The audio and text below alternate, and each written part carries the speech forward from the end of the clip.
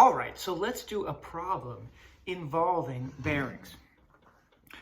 This problem says a ship leaves a port at noon and heads due west at 20 knots. Now, 20 knots is 20 nautical miles per hour. And what you have to know is that 1 nautical mile is 1.15, let me change this. 1.15 miles is 1 nautical mile. Now, some of you who are more experienced with sailboats might be able to tell us why a nautical mile is 1.15 miles. That's just for some background. But we'll keep this in nautical miles.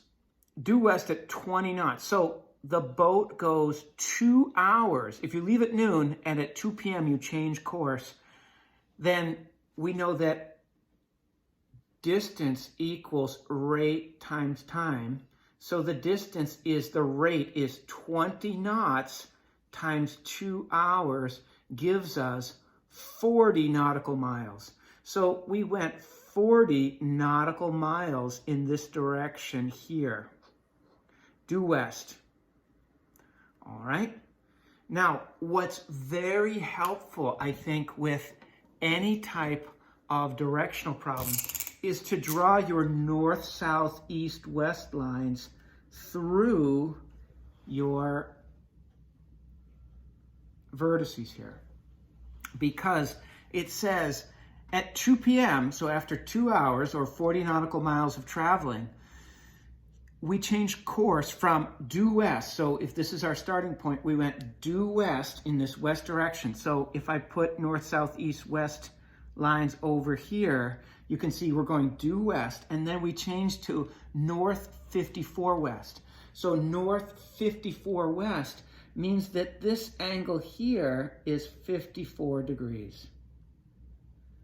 And we traveled for 1 hour because it says find the ship's bearing and distance from the port of departure at 3 p.m.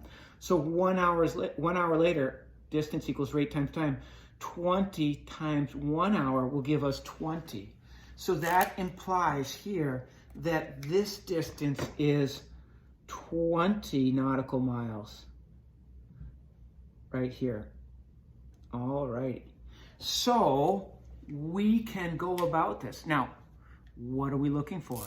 We're looking for the bearing from our initial point of departure to the boat's position at point D. So we need to know this angle, and I can already tell you the answer will be north something west. If I can find that angle, I'll be good to go. And I have to figure out what this distance is here. I don't know a lot yet about triangles of any angle, but if I make another north, south, east, west line at point D here, then I'm going straight down and straight over. I can be quite sure if I have a northwest line and north-south line and an east-west line, that these meet in a 90-degree angle. So I have this picture right here. We do know some more things about this picture. If this is 54 and this is our northeast line, then this is 90. So this whole angle here will be 90 plus 54, or 144 degrees. I have a feeling that will help us get this so we can get that. If this is 90 degrees and this here, this little wedge of cheese here is 54, then this angle in here has got to be the complement. So that's got to be 36, because I know that they form a northwest boundary line. So that has to be the complement, or 36 degrees. So that means I could find the height here of this side of this big right triangle. I know that the sine of 36 degrees is equal to, we'll call this y because it looks vertical, y opposite over hypotenuse. That implies that y is equal to 20 sine 36 degrees. So y is equal to, when I do 20 sine 36, I get 11.76. That's nautical miles. So that allows us to say that this distance here is 11.76 1.76. And I'm thinking about using right triangle trig to find out what this is and this angle as well. So it doesn't kill us to find out what this little piece is here. We know that cosine of 36 degrees is equal to, let's call this side x, x over 20. So x is equal to 20 cosine 36 degrees.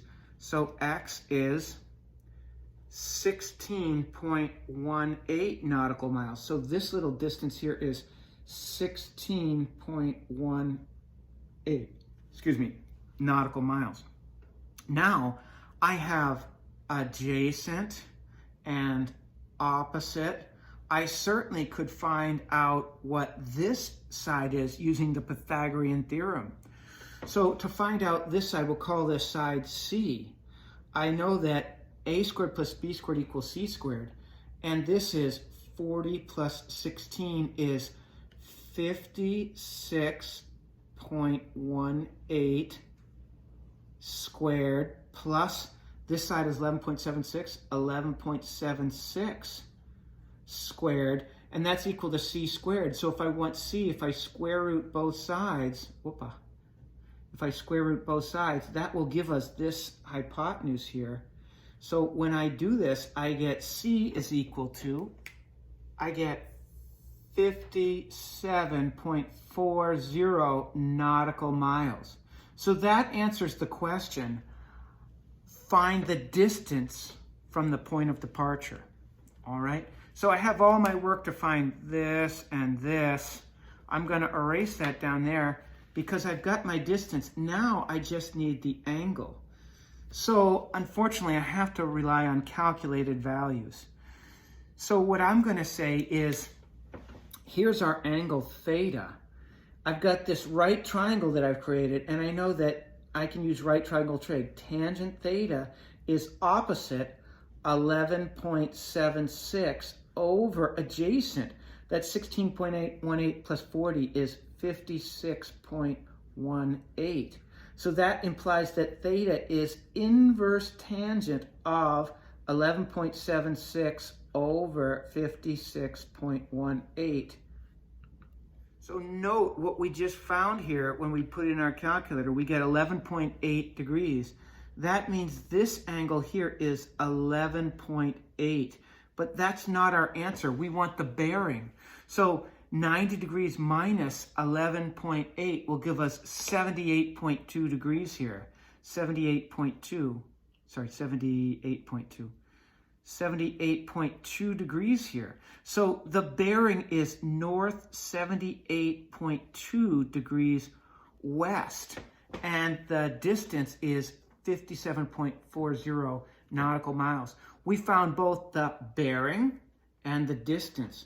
Now, if I wanted to find this angle here and say, oh, the bearing from north, note that I'd have to add 270. That's 90 plus 90 plus 90 plus 11.8. So we can even do that in our heads. Gives us 281.8 degrees from north. If you don't like to do this north 78 degrees, north 78.2 degrees west, then you'd say this one. But the distance, 57.40 nautical miles, will remain the same.